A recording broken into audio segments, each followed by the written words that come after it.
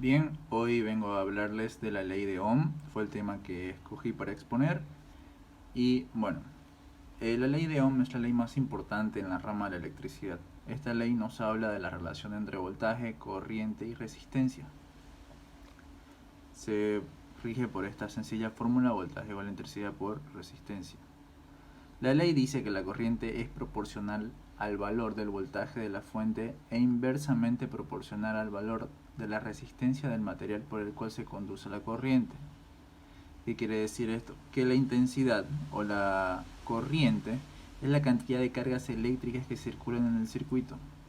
El voltaje es la energía que llevan las cargas eléctricas, y la resistencia es la oposición a que las cargas eléctricas circulen por el circuito eléctrico. ¿Esto qué quiere decir? Que la fórmula, al ser bastante sencilla, si nosotros tenemos corriente y resistencia, es posible que nosotros calculemos el voltaje así mismo como si tenemos voltaje y resistencia es posible que calculemos la corriente, y también si tenemos voltaje y corriente es posible que calculemos la resistencia. ¿Cómo interactúa esta fórmula? Bien, aquí tenemos un pequeño ejemplo que nos dice que el voltaje es de 1 voltio y la resistencia de 10 ohmios.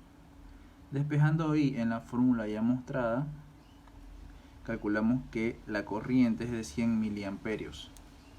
Aquí cabe resaltar que si el voltaje aumenta, la corriente también aumenta. Pero si la resistencia aumenta, la corriente baja. Con esto concluimos el fundamento teórico y pasamos al pequeño ejercicio, que nos dice: un aparato eléctrico funciona a 220 voltios y tiene una resistencia de 50 ohmios. ¿Cuál será la intensidad que circulará? Bien, tenemos los datos en voltaje, resistencia y nos falta la corriente. Aquí este pequeño triángulo nos sirve de ayuda en caso de olvidar la fórmula. Por ejemplo, como tenemos la única incógnita que es la corriente, tapamos la corriente y vemos que el voltio queda sobre la resistencia.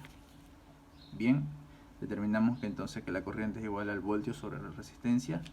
Reemplazamos y calculamos que la corriente es de 4.4 amperios. Como dijimos, amperios es la unidad de la intensidad o de la corriente.